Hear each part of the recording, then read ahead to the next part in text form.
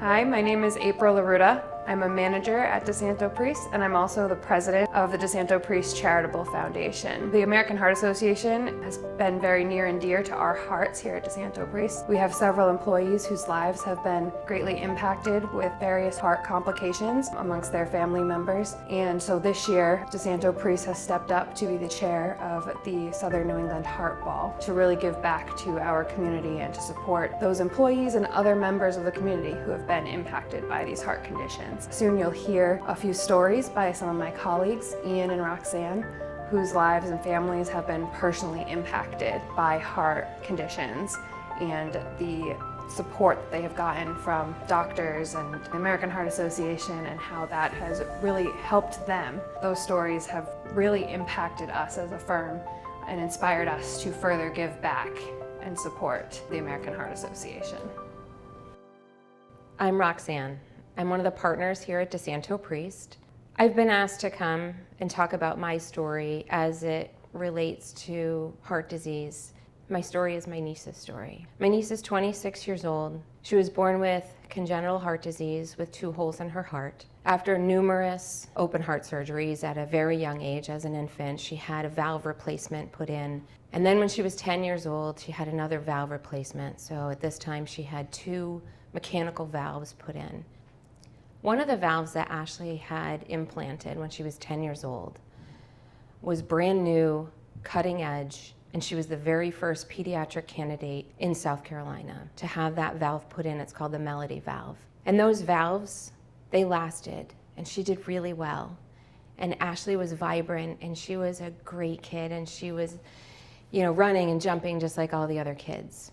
And in 2023, Ashley went in to get some work done on those valves, and we knew that they were starting to fail, but we didn't know the extent of it. And she was then admitted into MUSC Children's Hospital, and she was told that she would not go home, that she would have to effectively live in the hospital as a young adult until she could be granted a heart donor. Her valves no longer worked. She needed a full heart transplant. She was 4 hours from her family by car, so all of us took a collective effort to support her while she was staying in the hospital. And on January 12th, 2024, she was granted a new heart. That 48-hour period of time of waiting until the donor's heart was available for implant was a very difficult time. The donor heart was received, and she underwent about an 18-hour surgery, and it was extremely successful. And Ashley, she's a normal 26-year-old. She lives on her own, she has a house, she has a dog, she's a nurse, and she's thriving. Not without some complications, of course, not without concerns, and she's constantly under the care of her team still at MUSC Children's Hospital. So here at DiSanto Priest, my partners were aware, and when the time came after the surgery that I needed to go down to South Carolina to be with her for the week, I actually stayed with her the week after she was released from the hospital. I was fully supported, not only by my managing partner, but of all the partners here at the firm, the family that we have created here at DiSanto Priest to support one another during these family times. Probably not a day went by without a text, an email, or a call from someone here at the firm asking how things were going in the minute detail. Whether a friend would say, "How are you doing, Roxanne?" Or more importantly, how was Ashley doing? Or how was Ashley's family doing during all this? Her mom, her dad, her brother. So when DiSanto Priest decided to chair the 2025 Heart Ball, I was behind it 100%. For me, being part of the organization chairing the 2025 Heart Ball makes me feel appreciative of what I have come through, what my niece has come through. And it makes me really give back in a way that I haven't in the past to the organization for the help that they have done. As a result of all that research, my niece's story would have been different, perhaps significantly different. And that's why I'm on board. That's why I'm excited to be a part of this organization, to be a part of the Heart Ball. My name is Ian Parento. I'm a principal at DiSanto Priest. Been here for 11 years. I'm here to share a story of my son Gavin and our journey with Gavin and his congestive heart failure.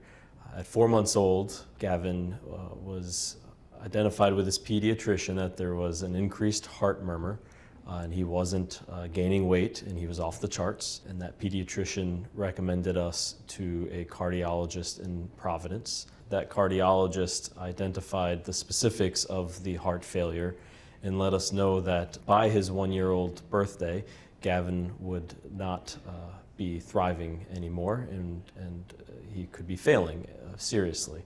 That cardiologist sent us to Boston's Children's Hospital for a surgery as soon as able to be scheduled.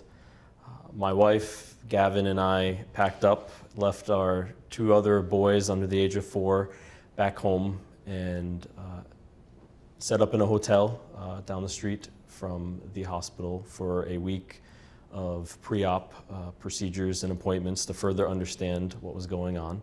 During that time away, we were receiving tremendous support from our family, from our extended friends, from our church, and from DiSanto Priest. And we felt that the whole way through, even though it was a challenge to be in and out of a hospital, to be away from Gavin at just his young age for various points of time.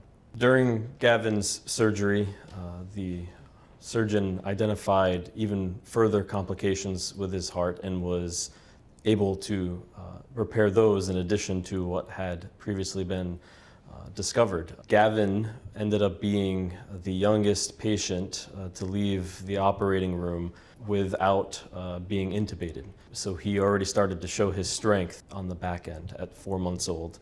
By the end of the day of surgery, Gavin was awake, drinking water and drinking formula. Even though it was tough to see him set up the way that he was for all of the purposes of keeping his heart active and alive during this process, we definitely at that point started to feel the peace and strength. We stayed at the hospital for another week of post-operation. There, the doctors were monitoring various things, modifying his medication, making sure that he was able to leave the hospital. We still had several complications along the way, fluid in his heart, rhythm changes. Gratefully, within a week of the post-op procedures, we were headed home with a very happy baby, now 5 months old. Now we have a 5-year-old getting ready for kindergarten. He sees the cardiologist once a year, and there are things that they're monitoring, but there is nothing that he cannot do as a 5-year-old and in the future, and we're thankful for that. All of this happened during the peak of COVID in 2020. So there were times that my wife and I were dealing with doctor's appointments and gathering this information alone, separate from each other. However, in our week between getting scheduled and headed up to Boston, had received from our respective employers tremendous support that we could not fathom. From the get-go, we are very grateful for a pediatrician that could listen to a murmur, identify that there was a problem, and push for the next steps. That pediatrician to this day tears up every annual checkup to hear Gavin's working heart. While we were at the hospital, although it was a very emotional time for my wife and I, we quickly learned that Gavin was actually an easier case than what they deal with on a day-to-day basis. One specific instance, when Gavin was immediately in post-op, a couple had walked in beyond the shade in the room next to us in tears. Their child had just been born, and they were on their way for an immediate procedure, so they did not have the time to process. I say all of these things because it makes me realize that Gavin's story is big, but it is just a part of a bigger story.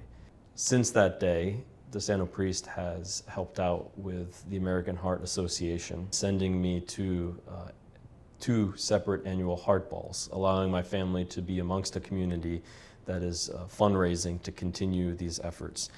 We're able to sit there and share Gavin's story with those around us. And this year, DiSanto Priest is stepping up to be the chair of this ball with the goal of raising more money. And they are surrounding Gavin's story, and that makes it all the much better to know that I can partner with my employer, who is partnering with their community for the cause that Gavin now is a representative of. Cardiovascular disease has impacted us, and this mission is deeply personal. Let's build a healthier future together. Join us in the fight for every heartbeat.